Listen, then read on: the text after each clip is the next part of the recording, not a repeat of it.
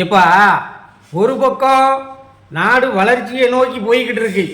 ஒரு பகுதி இளைஞர்கள் பூராமே நல்ல கல்வி அறிவிலையும் பண்பாடுலேயும் வேலைவாய்ப்புலேயும் ரொம்ப உயர்ந்த நிலையை அடைஞ்சிக்கிட்டே இருக்காங்க.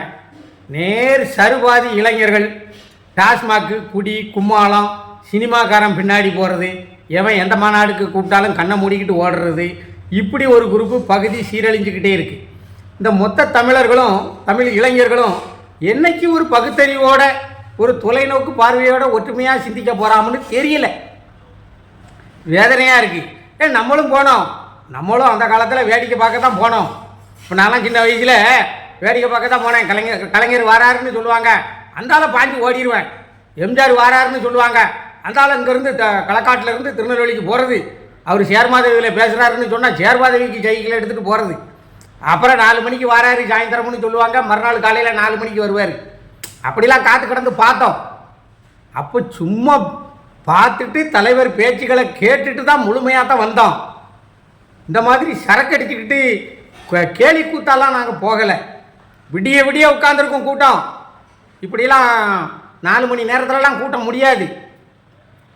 எம்ஜிஆர் திருநெல்வேலியில் பேசிக்கிட்டு இருக்காரு, உரை முடிஞ்சு வருவார் அப்படின்னா 40 கிலோமீட்டரு அவர் வர்ற வரைக்கும் கூட்டம் இங்கேயே உட்காந்துருக்கும்.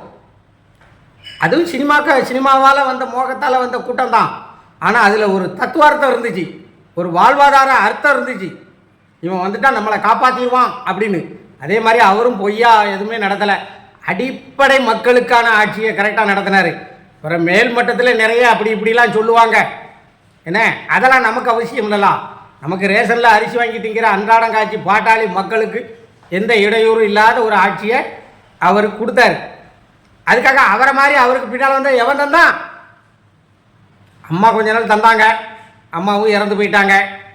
பிறகு ஆட்சியெல்லாம் என்ன ஆட்சி, அது ஒன்றும் உருப்படியான ஆட்சி இல்லை.